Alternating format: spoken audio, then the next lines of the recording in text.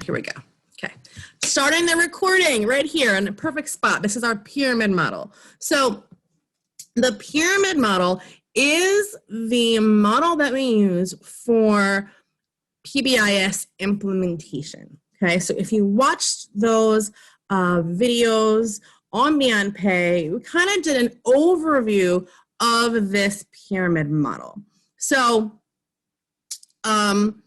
we start with the bottom. The bottom is the effective workforce, okay? So starting from new employee orientation and those training videos on Beyond Pay, we want to give you guys some foundation of what is PBIS, okay? So hopefully those videos were able to provide those to you. They were just rolled out in 2020.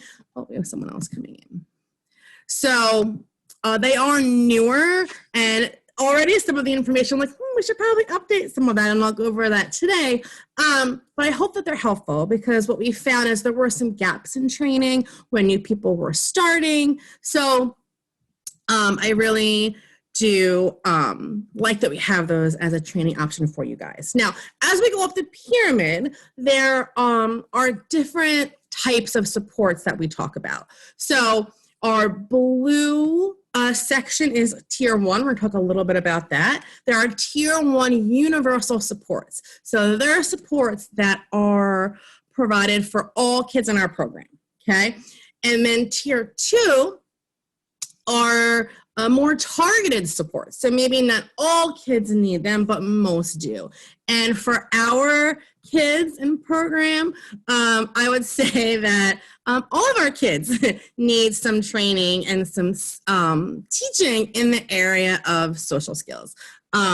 So that's our kind of Tier 2. Tier 2 also, when we look at this integrated system, can also include children that may not yet be identified for individualized behavior supports, but they're showing some initial challenges, right? They might also be considered a Tier 2 child. They might have informal strategies. I know some of you might be familiar with that language, but when a behavior specialist just starts to come in to help, right? So we want to be really focusing on teaching during that time period to try to see if we can, with just some effective teaching practices, we can teach those replacement behaviors before we go up into Tier 3, which is the red tier. And we're going to talk about that as well today in our advanced tier discussion.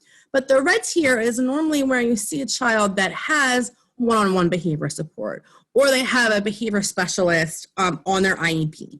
Okay, that's our intensive interventions, and that's where we get really specialized. Okay, so PBIS and our behavior support systems are one and the same, okay? Sometimes we like to separate it out and say, oh, well, Danielle's coming in for this kid, and then, so-and-so is my coach. And yes, there are different systems in place for some of our intermediate units. However, our behavior support team in our department, we see everything through the lens of PBIS, okay? We use a positive approach to behavioral intervention. So you're really gonna see these strategies kind of spread throughout, even when we're writing behavior plans and such for kiddos that are in that Tier 3. So I'm gonna backtrack just a little bit, and we're gonna talk about Tier 1 just for a few minutes, okay? So the goal of positive behavior support is not perfect children.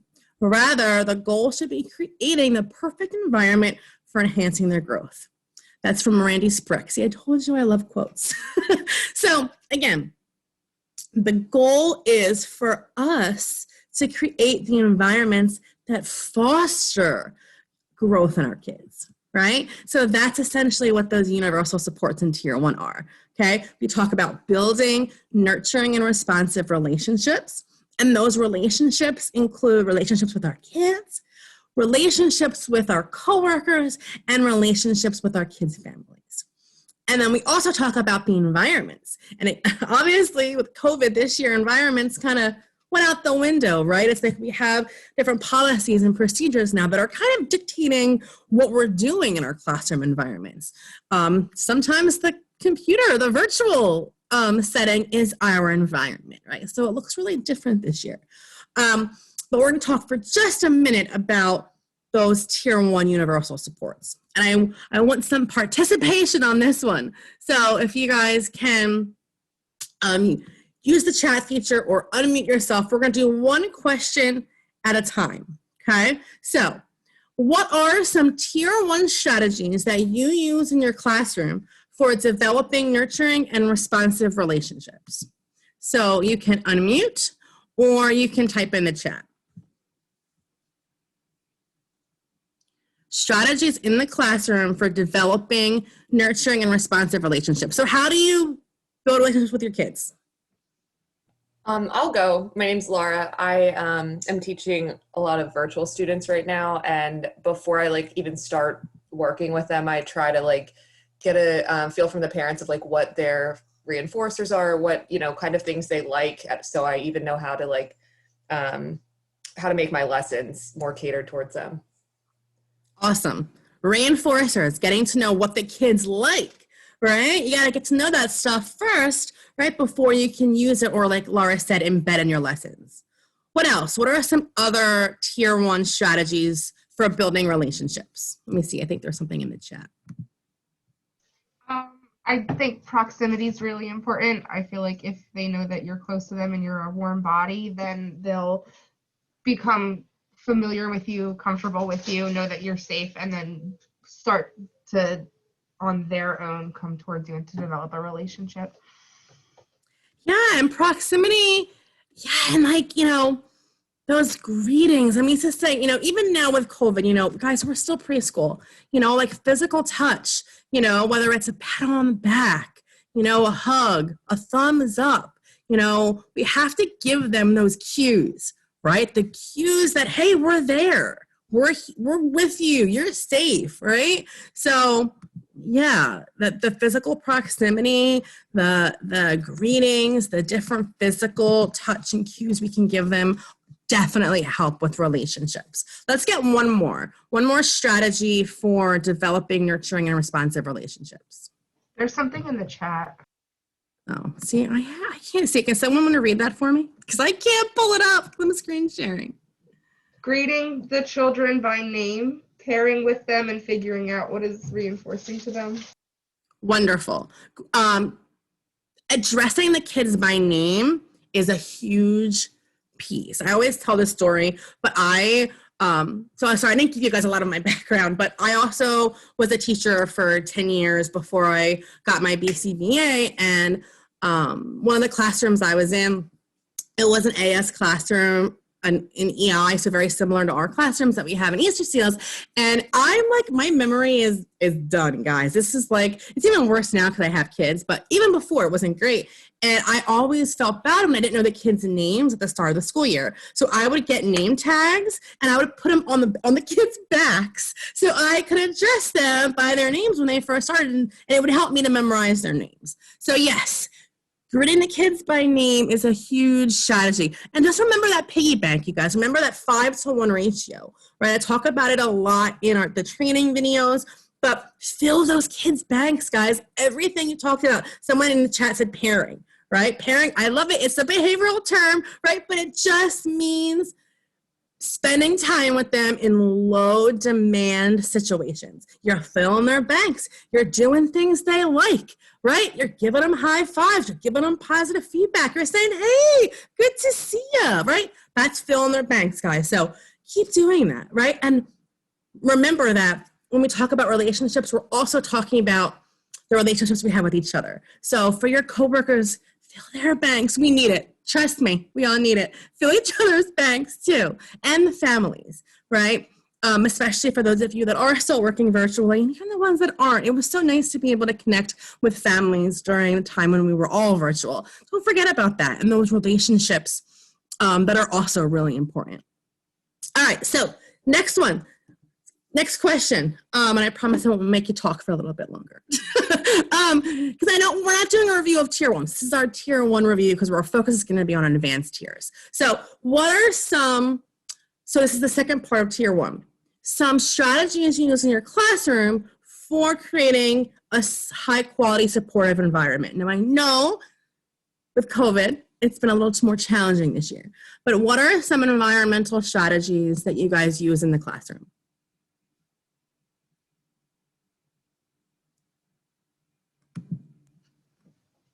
Would maybe using like actual photographs of the room and like of the children so that they can see, as opposed to lesson pics, so that they know exactly what you're referring to. Yeah, any visual supports, guys, fall in this category. So identifying whether a child's going to respond well to, like you said, like lesson pics or, Google Images versus like real life pictures, right? And using them as cues for transitions, or even for your rules, right? Because a big strategy here for creating high quality environments are setting rules and expectations, right? We need to be using visual supports at the start of the day and throughout, right? At the start of each activity, are we reminding kiddos, okay, remember friends, we're sitting in our chair, we're keeping our hands in our lap, and we have our eyes on the teacher.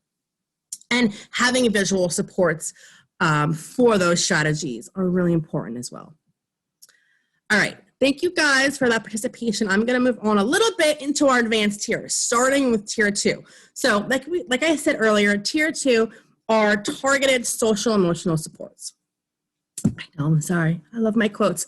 When little people are overwhelmed by big emotions, it's our job to share our calm, not join the chaos, right? Because honestly, it feels like that sometimes in the classroom. It can feel chaotic. It can feel like, and I've heard this before, I've seen it, right? Where it's like you're putting out fires. It's like this kiddo's having a meltdown. They're having a hard time over here, and it can feel very chaotic. And for us as adults, it can very easily trigger us to go into like a panic mode, right? So part of our job is to remain calm, right? And then once we can do that and stay neutral and stay calm, then we can help our kids, right, also de-escalate, okay? So teaching, right? That's what you guys do all day. We teach. So this goes for our social emotional skills as well. So we talk about teaching friendship skills, teaching how to follow rules and routines, how to identify feelings, how to control our anger and impulsivity, and how to problem solve. And we're not going to talk about all of these things, but these are all included in those tier 2 social skills, okay?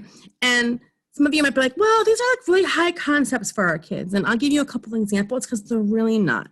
Problem solving for our kids, for kids in APS, might be as simple as teaching them how to ask for help or how to get an adult's attention, okay? That's the first step in problem solving.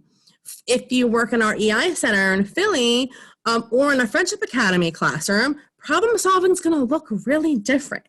Right? It's going to be teaching kids how to identify solutions to things, how to share and turn take, right?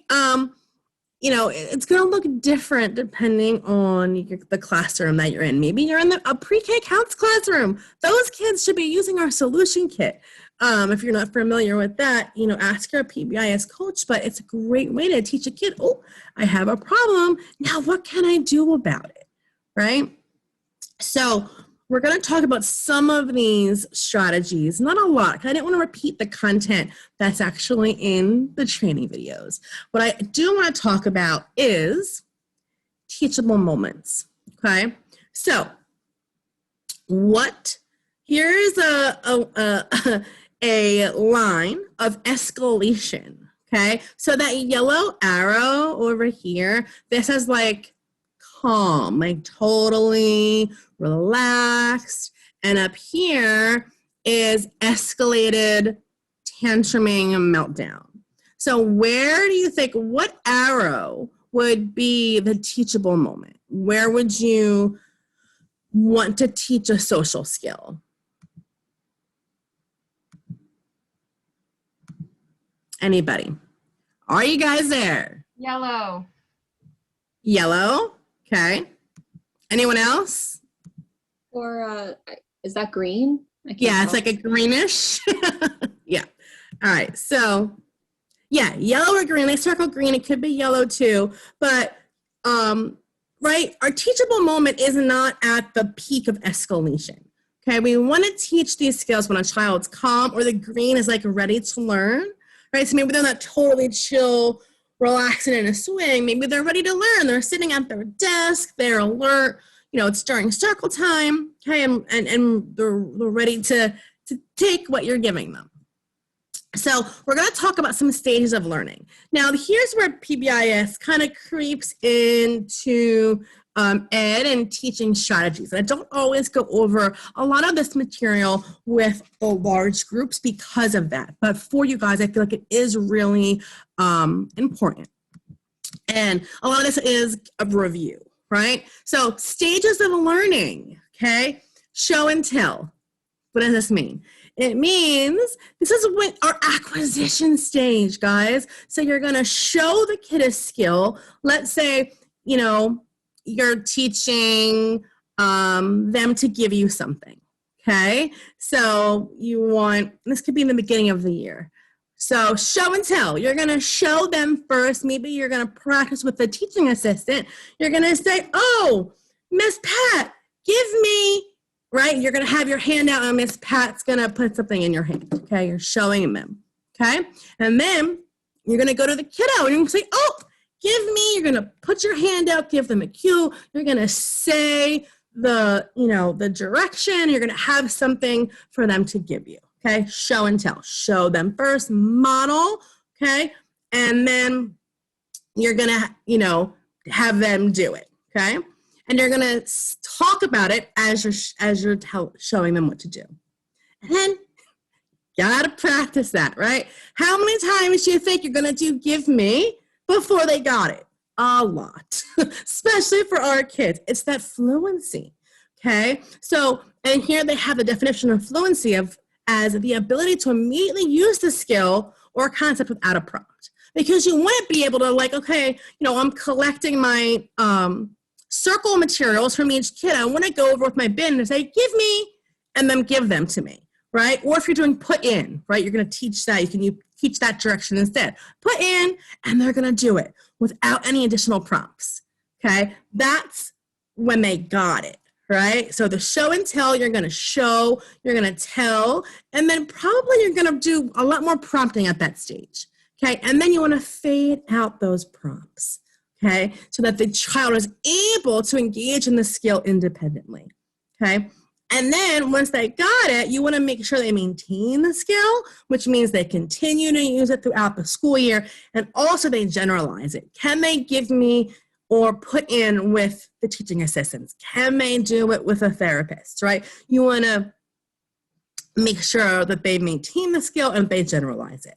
Now, these stages of learning not only apply to basic skills and commands, but to our social skills, okay? So if we're talking about, you know, we want to teach sharing or turn taking, right? You would still go through these steps, right? And I know it's a little different this year with sharing and turn taking with COVID, but it could also apply to, we're going to talk about emotional literacy and identifying feelings. You know, a lot of our kids are working on that. Okay, so again, you would go through the same steps, but just apply it to a social emotional skill. Okay, so how and when do we do this? So we can do this for all kids. Like I said, all of our kids can benefit from this. So you can do it during the whole class, during circle time, and a lot of our classrooms do a feelings check-in at circle. You could do it during a center.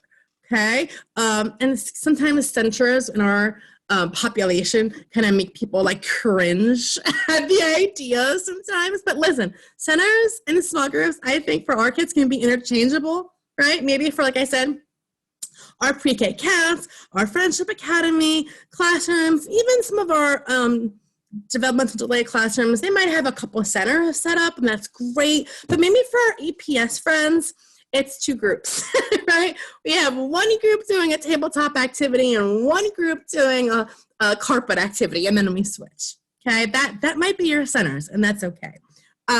But sometimes you need a little bit of a smaller group rather than your big circle, depending on how many kids you have in your classroom to really teach a new concept, okay?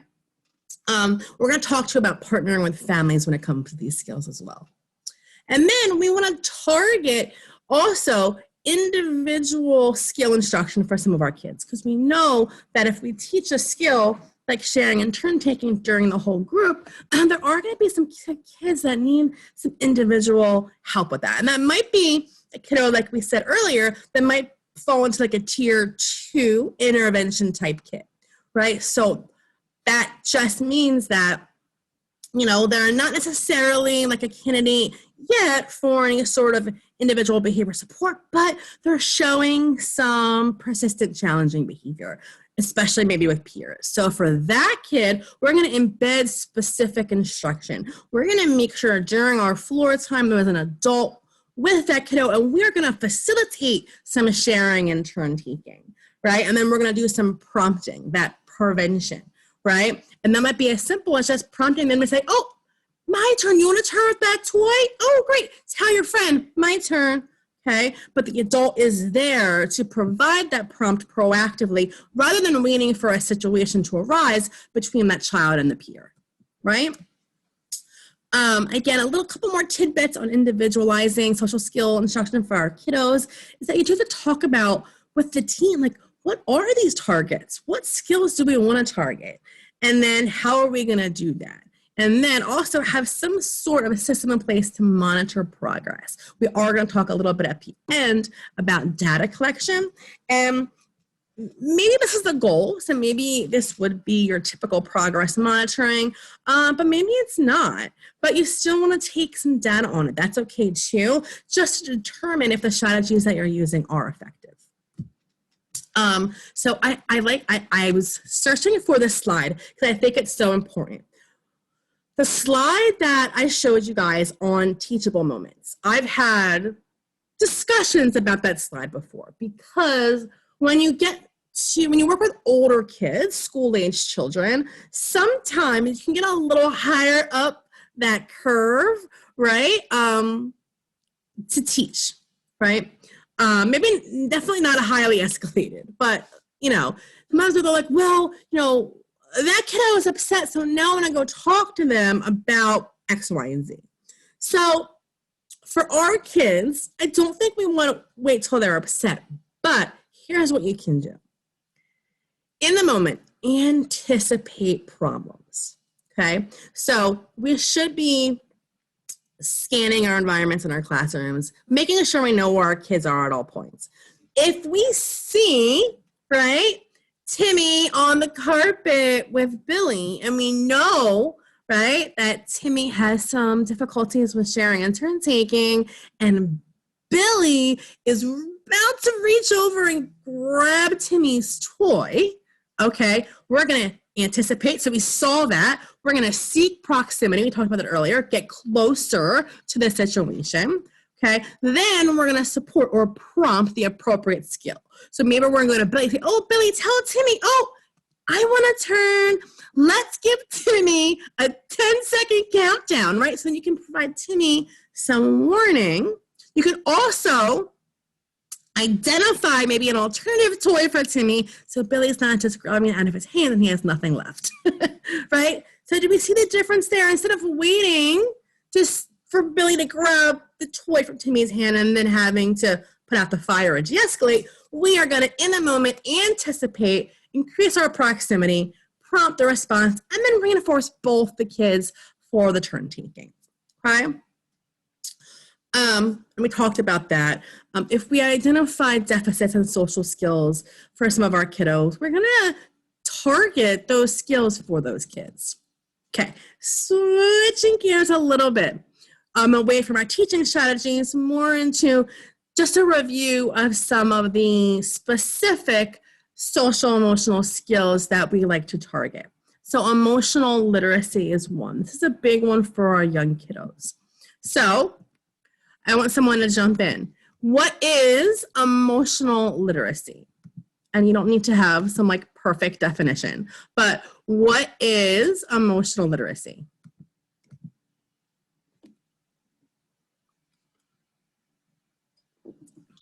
being able to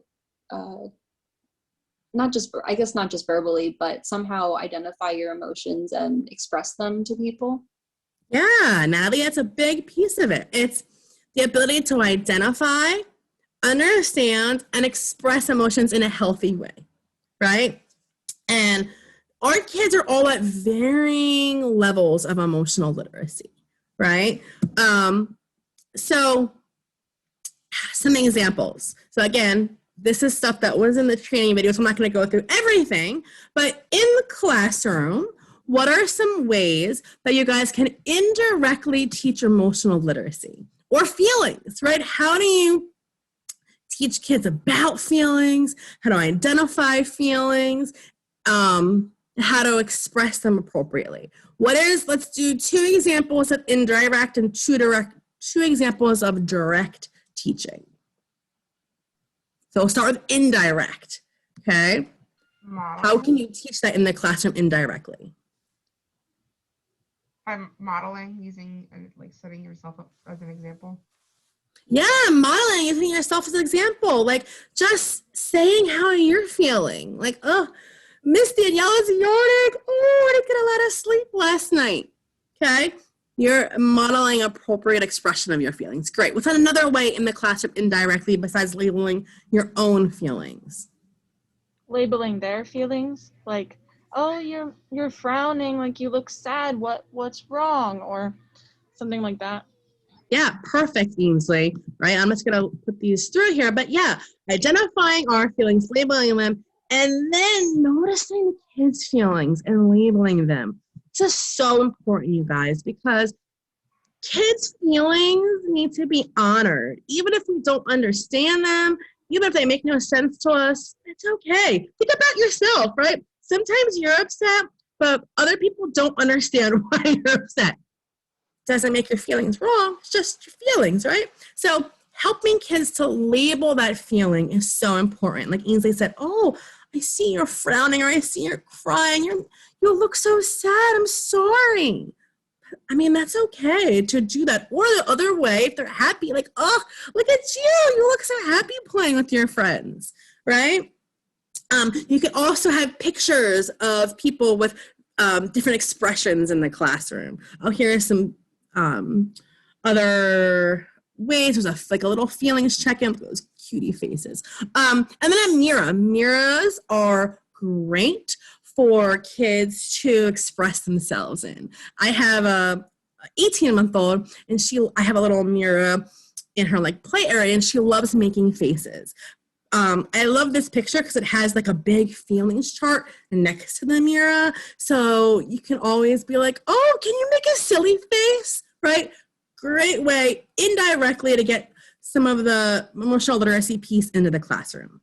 Oh, so I already have the definition there. So direct teaching of emotional literacy looks a little bit different, and it's where activities are actually planned to teach and reinforce emotional literacy. I'm just going to go through these for you guys because I think that I definitely think that this is an area that a lot of our classrooms tend to have like PBIS goals on, because a lot of the tier 1 stuff, most of our classrooms are doing, and we're doing it really well. So the next piece of this is, okay, how can we start thinking about direct teaching of some of these social skills like emotional literacy?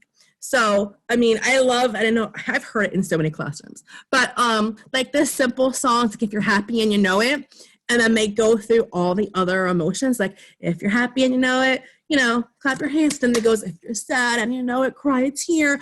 They are amazingly appropriate songs for this exact thing.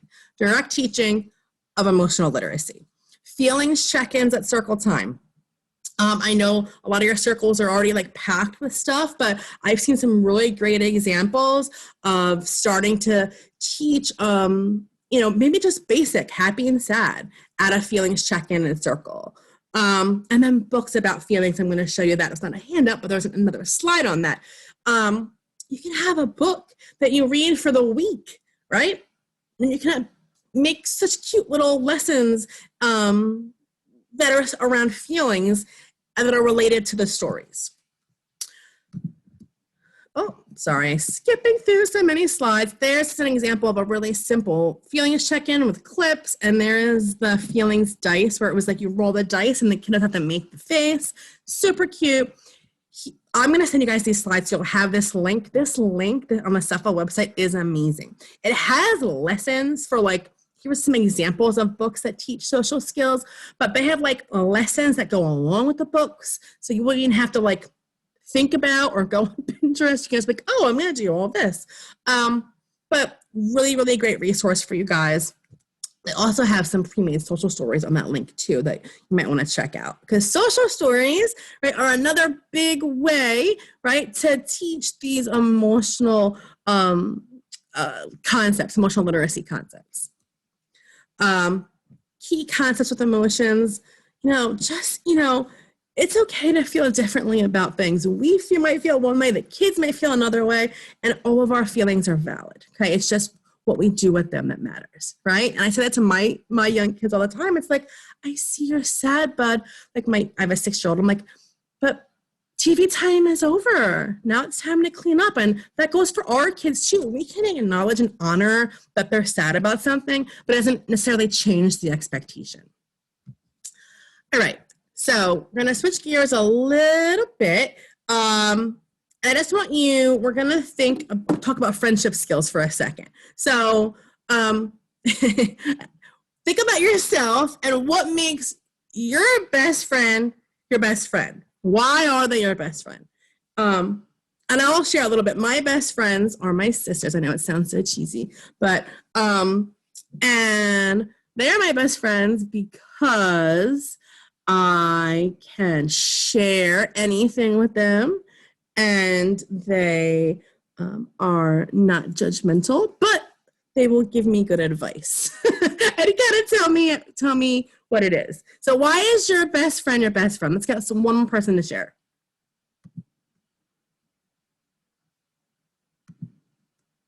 Why is your best friend your best friend? Come on, are you guys there? I know it's late in the day. I can be myself with them. You can be yourself with them, right? So we need friends in life, but our kids need friends too, okay? So, especially a lot of our kids, with autism, what's one of the parents' main concerns is like, are they going to have friends? So fostering friendship skills for all of our kids is really important, okay? And we want kids to be able to share, take turns, to help each other, right? To maybe give compliments or provide some positive feedback to our friends, right? So these are skills that we want to foster in our young kids too. So how do we do this with our kids? I know, again, COVID changes things, but when we can arrange the classroom, it skipped something. Arrange materials in the classroom environment. That's supposed to be to promote interactions, right? And to promote even kids looking at each other, okay? Like, especially in some of our multiple disabilities classrooms or medically fragile classrooms, when our kiddos have equipment that they're in or specific seating, have them facing each other. Like I do this in the classrooms. I'll just start like turning their chairs so they're facing each other, right? And they can still be spread apart, right? But even that is helping to foster those social interactions.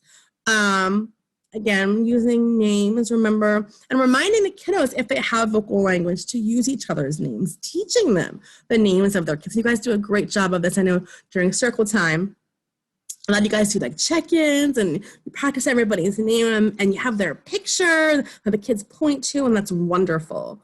And using that common language, like playing with your friends. Oh, it's time to play with our friends, right? Even if they're gonna go and they're gonna kind of do parallel play, that's okay. You're using that language and teaching them what it means to be a friend.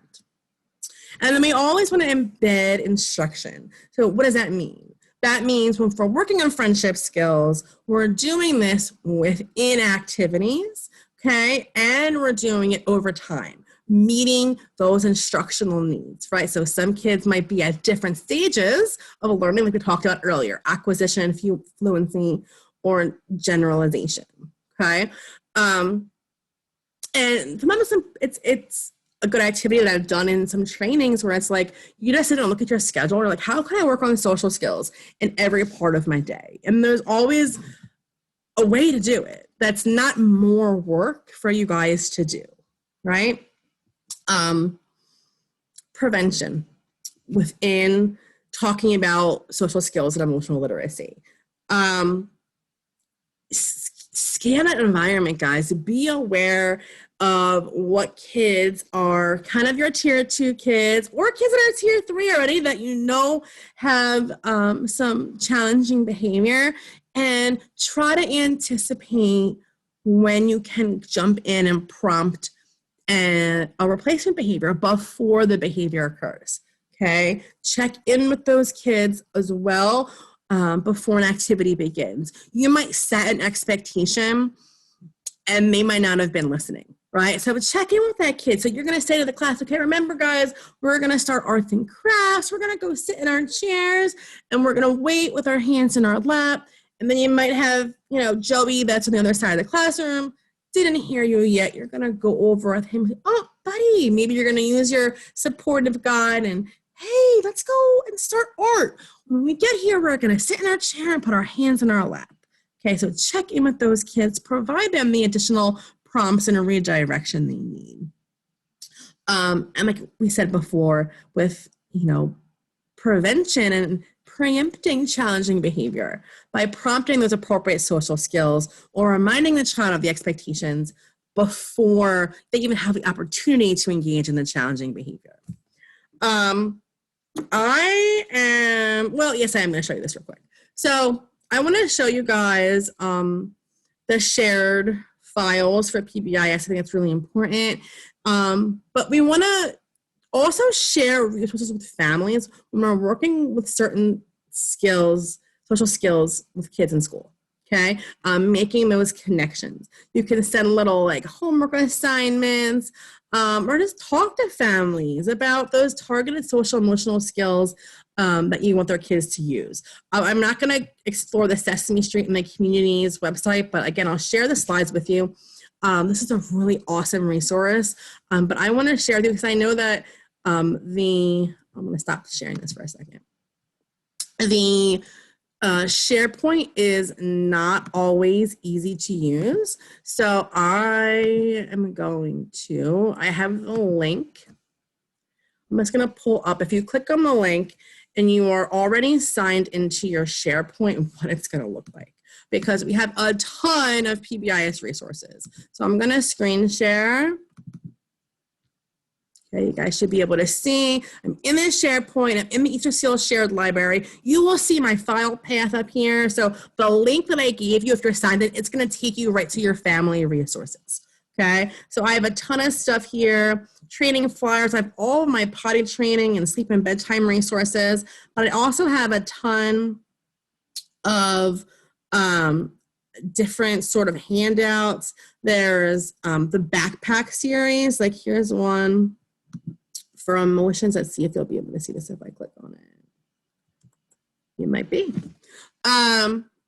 These backpack series are great. One-page handouts you can send home to families. This one is how to help your child recognize and understand anger. Okay, so there's a ton of these resources on the shared drive for you guys to use, and the family resources is just one part of it. If you go back, so if you start on the Easter Seal shared library and you go to all staff, and then you go to behavior support. Then you're going to go to the PBIS shared resources. There's a ton of stuff here for you guys to use. Okay. So I want you to use them. I don't want you to reinvent the wheel every time you need something. All of our programs, behavior matrices are here.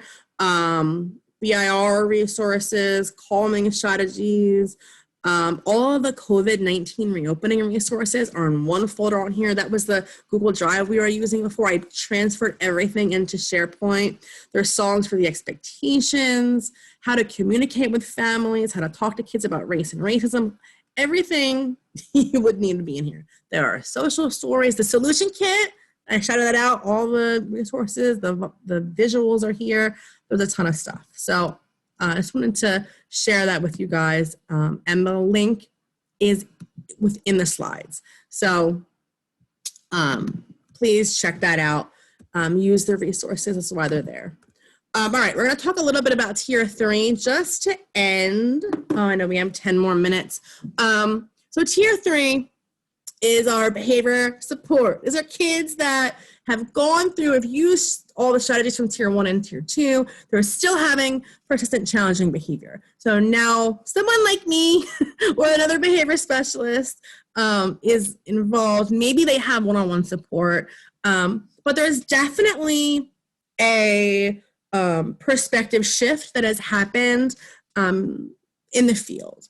And we want to try to have this mindset shift as well, from the old way to the new way. So the old way was like general interventions for any behaviors that occur. Interventions were very reactive, like what to do if, and the focus was on behavior reduction. And they were quick fixes. The new way, the new mindset, which I want you guys to think about today, is, you know, does the intervention I'm using matched to the purpose of why the behavior is occurring? Okay, am I teaching new skills in replace of the challenging behavior? Am I being proactive? And are these interventions going to be successful in the long term? One big piece of this is prevention versus punishment. Okay. In the past, a lot of classroom management systems focuses on the loss of activities and rewards, like 3 strikes and you're out, and you're going to lose recess. You're not going to be able to XYZ. These strategies have been proven to not be effective for teaching very young kids rules or appropriate social behavior. Okay, we want to reframe our systems and our mindset so that our kids are acknowledged for rule following, right? For following the expectations, and they can earn rewards and get positive reinforcement for appropriate behavior. This is a post that I've shared a bunch of times, Trauma Sensitive Teachers. It's a Facebook group that I follow, and this was a little bit viral. I guess it was before COVID, but it was a post-it note that a teacher put on her computer or a laptop, and it's, he's not giving me a hard time, he's having a hard time. Now, do you guys see that perspective shift, right? It's not the kid's fault that they're having a challenging behavior. They're not giving you a hard time. They're going through something right now. They are having a hard time themselves, okay? So perspective shift is another one. I went through this really good training a couple years ago by Carol Dweck, and I love sharing this slide because we have to be in this growth mindset, not just when it comes to behavior and PBIS, but in general, right? Being open to different ways of thinking. And when it comes to working with kids with challenging behavior, the fixed mindset is behavior specialists should fix the behavior. Hey, don't get me wrong, I have a little bit of a complex, and people are like, get Danielle, we need help. And I'm like, I come in and I help. And does it feel good for me? Maybe, but I'm not always the solution. Okay. Or your building's behavior specialist. We are not always the solution. We are not always going to be able to jump in and fix what's going on. Okay. The growth mindset says that you need to embrace challenging behavior as part of your job. It is what it is, you guys. We work with kiddos that have challenging behavior, right? They are young kids, right? Some of which are in approved private school classrooms that are the most restrictive settings for this age group, okay? Oh, someone got kicked out on the back end. So we have to acknowledge and embrace challenging behavior as part of our job. And in doing so, right, we are going to persist and try new method social skill. Oh, I'm getting a little bit. If you guys aren't muted, can you just mute yourself? But the fixed mindset is, this isn't working. This isn't working right away, so I'm just going to stop doing it, right? And that's not how interventions work, right? You need to be persistent and try them and use them consistently. Family, okay? Sometimes we see efforts as fruitless or pointless if the family doesn't follow through. Okay. It's not always accurate, right?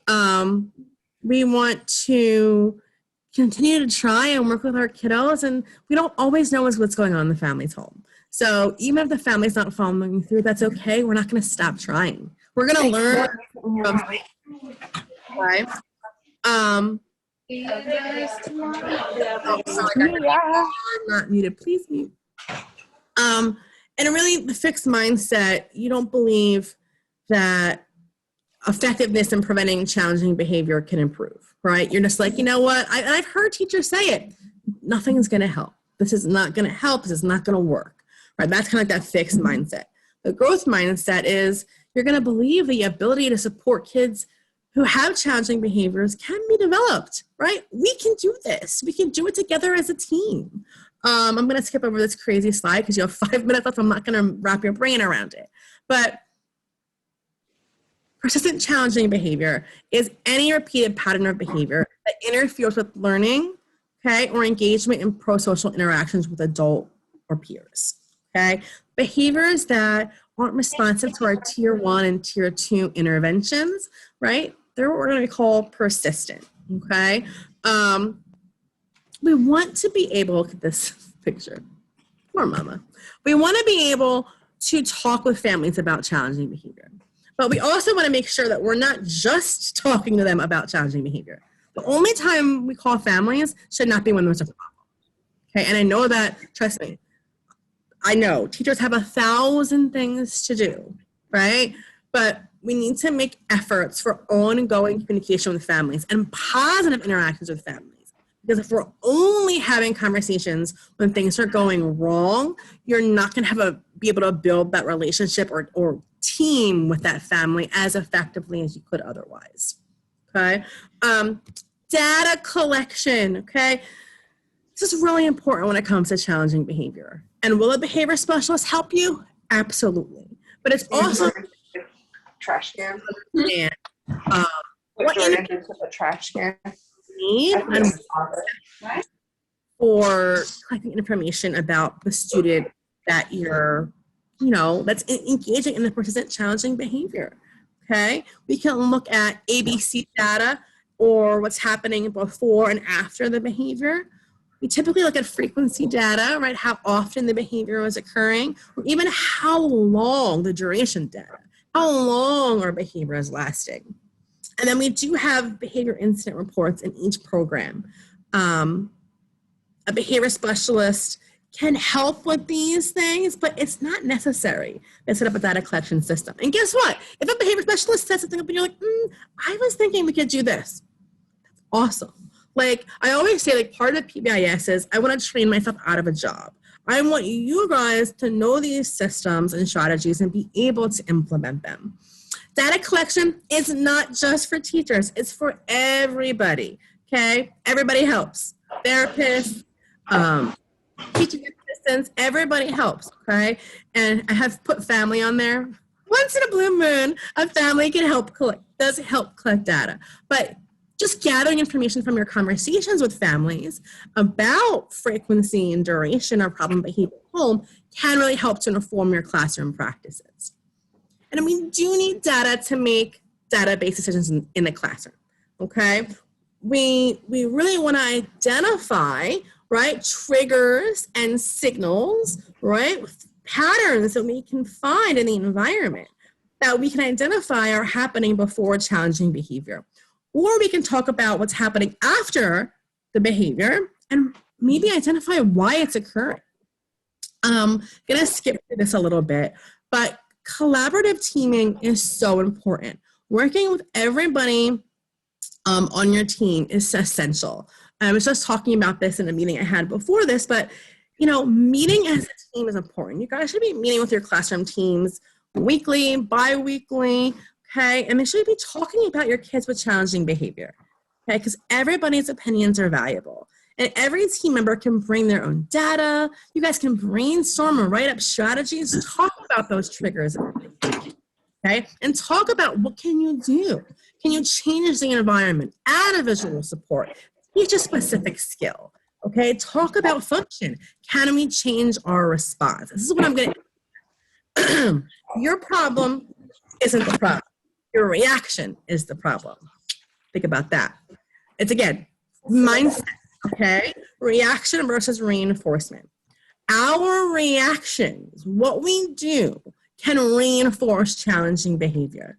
The definition of reinforcement is when a consequence strengthens the behavior that it's followed. And whatever is reinforced is going to happen more in the future, okay? My example here, Joseph's hungry. He starts to yell. His teacher brings him a snack, okay? If the snack is reinforcing to him, what's he going to do next time he's hungry?